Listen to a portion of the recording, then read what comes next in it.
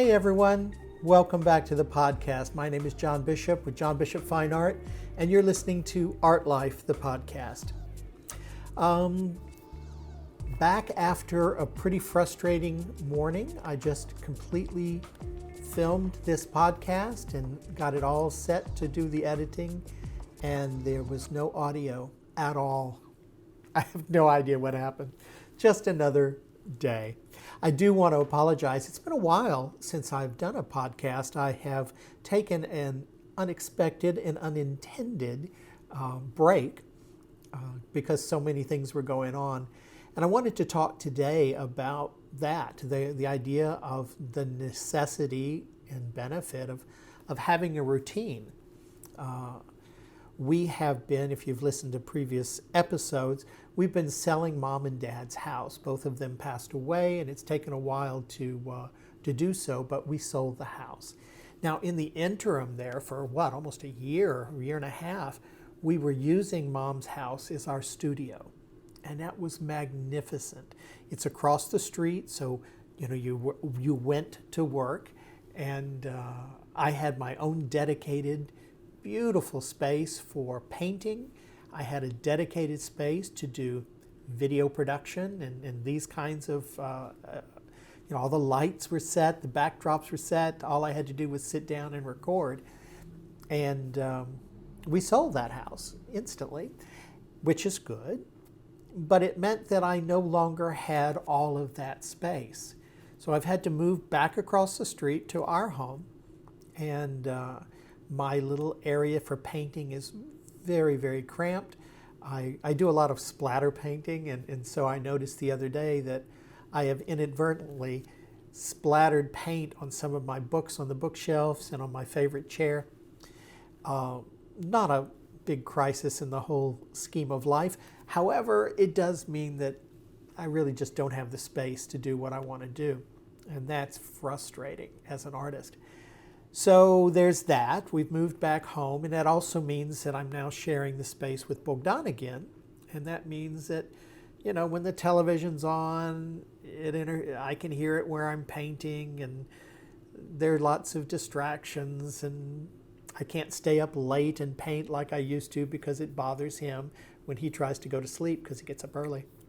So there's that whole renegotiating space and time, and I'm only doing this podcast right now because Bogdan has gone into Houston today to the studios, and I have some time alone to do this podcast and now redo this podcast. So just those kinds of growing pains, and that's been difficult. In addition to that, because with the money we made from the sale of the house and the money Mom and Dad left us, we were looking to actually buy a new place, buy some real estate, and we had found a place, absolutely fell in love with it. Actually, we saw several places, but one just stole our hearts. And so we were doing a lot to try and procure that particular spot. It had loads of space, gallery space, creative space, private space for living quarters. It was just where we wanted to be, and fell in love with the place. And you're never supposed to do that when you're looking at real estate. But we did. We knew where the curtains were going. We knew everything. Well, one of the things I didn't think about was, as a freelancer, I don't have a steady income, a guaranteed income. And I have really good credit. And yet when we made an offer on the place, it wasn't quite enough. We needed just a little bit of a gap, a bridge, to offer the seller what they required. And so we tried to get a loan. Couldn't do it. No one wants to lend us money because we don't have a steady income. Fair enough. But it does mean that in that interim period when we were trying to come up with more money, somebody else swooped in and bought the place. So that broke our hearts. That took a lot of attention and energy away from me as well. And so thirdly, we had two studios at Silver Street Studios in Houston, and we figured that we would consolidate. A bigger studio came open in a beautiful location right by the main entrance. So we'll get a lot more traffic there than we ever got on the back hallway where we had studios before. So we consolidated our two studios into this one bigger space and have been kind of constituting how we display, how we work. All of that is still happening. We just moved last week. And so that, again, completely upturned everything that I was doing. And it was through all of this that I realized how much those kinds of changes affect me and my output as an artist and as a business person.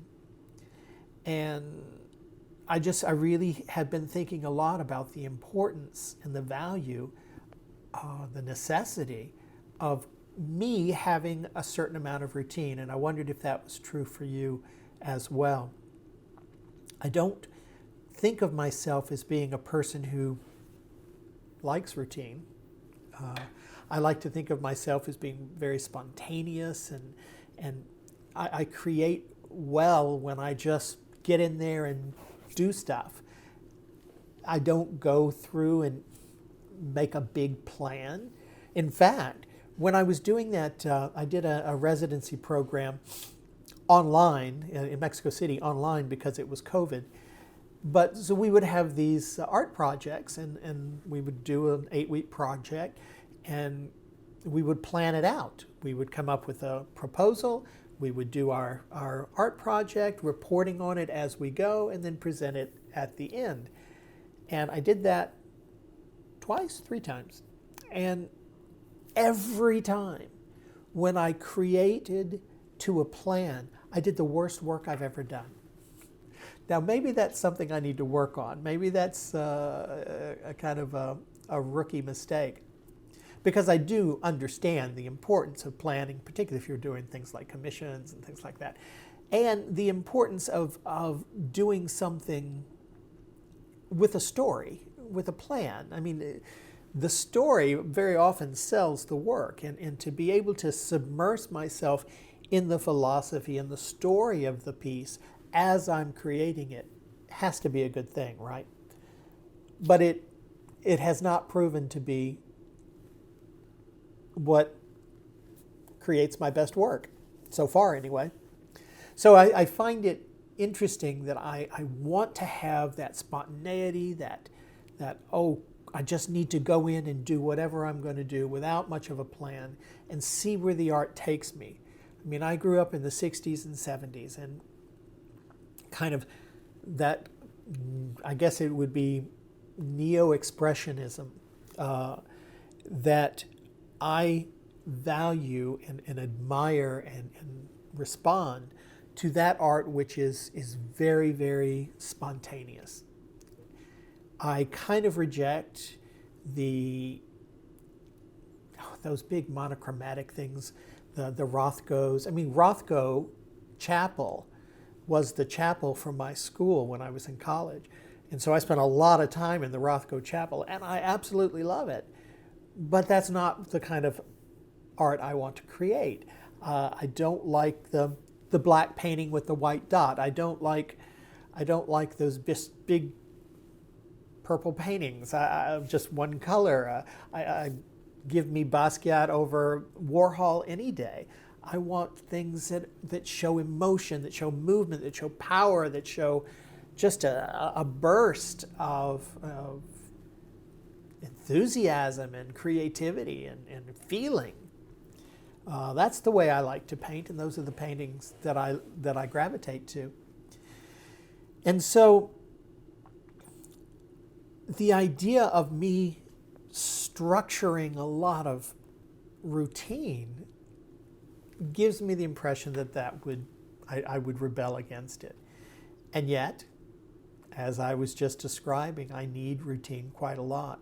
So I was just trying to think of that. How do I create in a space where I am free to create, but I still have routine enough to get the things I need done and to give myself the space to create whatever I want? And that takes some creativity of its own. It's funny, I try and think of what would be my dream day. What is my perfect day? And I think that it would start maybe with some meditation, some quiet time to gather my thoughts, to kind of put myself into a state of facing the day, not to where I'm just rolling out of bed and running off to an appointment. So starting the day with some sort of meditation, some sort of intention, and then pretty much right away establish the day as being about art. It is so easy for me to get wrapped up in the business stuff, other things that are going on, to stay busy all day long and realize at the end of the day I've worked my butt off, but I haven't done anything creative. So right after my kind of meditation centering in the morning, if I could then listen to a podcast, a YouTube video, something that I can just focus on some sort of creative topic, some sort of sharing, some sort of education that I could do then. And maybe doodle while I'm doing it, do some sketching, watercolor, whatever, just to create while I'm listening. I love to do that, and from the look of the people on YouTube, a lot of other people like to do that as well. So like paint with me, those kinds of things, whatever it is that I can find. And that to me would center the day that this is a day about art and creativity, reminding me of what it is I do for a living. And that would be a great help. And do that, I don't know, half an hour, whatever it takes. And then for the rest of the morning, go in, start checking on emails, start doing the, I don't know, cold calls, responding back, working on artwork archives, whatever those kinds of business things are. I find that most of the business stuff happens in the morning. That's when people are working, when they make calls, when they want to establish, they want quotes for photo shoots or whatever it is that they are calling for. That usually happens in the morning. By afternoon, people have settled into their day or whatever. And that's what I think would be the best for me. So after my meditation, after my kind of education and centering around a creative day, do my business, the art business stuff. And I have to do all of that for myself and for Bogdan. This is, my country, my language. So really it does fall to me to do a lot of that, taxes and bookkeeping and customer relations kind of stuff. And he does more of the execution of the art, the photography and video production. Of course, I do my art as well. But then, whenever I have lunch, whether that's noon, whether that's 1, 2 o'clock, after lunch, stop everything. No more emails. Let the phone go to voicemail and spend that time after lunch until dinner just creating, just carving out space. When other people have kind of calmed down, when I've taken the temperature of what's going on during the day, just stop and do art until dinner. And then, of course, in the evening, reconnect with Bogdan, maybe watch a movie, have dinner, and if need be, do some Instagram, do some social media, whatever those kinds of things are, and kind of wrap up the day and prepare for the next. To me, that would be a pretty good day. I think it would give me the structure that I'm looking for. And by the way, it's the day I'm doing today because I have that option. And creating that space, creating a structure, a routine that will give me the space to be spontaneous and creative. I think that's the answer for me. I'd love to hear your thoughts in your experiences, anything that you do or that you think I should be doing. That would be a great help. I'm always looking for ideas. And we've got a lot else going on. I mean, we've done all the move. I haven't even hung my work yet in the new space. I've got a pop-up show coming. We just got back from the other art fair in Dallas. Very successful. We didn't make our money back, but it was still very much, I think, worth doing. And just all the other things with getting things ready for the summer. Bogdan is preparing a show to go to Argentina. Just a whole lot else going on. You're going to hear the cat. She's decided to photobomb this podcast. And so there's still a lot going on. The new reality for us is that moving back home now and having the studio in Houston, and we need to keep that because that's where the people are. But I don't have to go into the office. I don't have to go into Houston every day. I can stay home like I am today, get a lot of work done, have a lot of time to spend on art, and save those. Maybe I only go in twice a week, 3 times a week, certainly on the weekends because that's when people are there buying. But I think that I have to find my new routine. Everything got turned upside down, and the fact that I allowed that to affect my doing the podcast, my doing my blog, upsets me. It should not affect me in that way. Now, we were able to keep up. We do a weekly vlog, and we've kept that up every week, and we still do our weekly live program called Art Chat with John and Bogdan. And we're still doing that. So those things have kept up. But boy, the things I did on my own dropped off. And I have to fix that. So hopefully this will help. And like I say, if you've got any great wisdom, I would love to hear it. Other than that, have a great week. And I will talk to you again very soon. Bye now.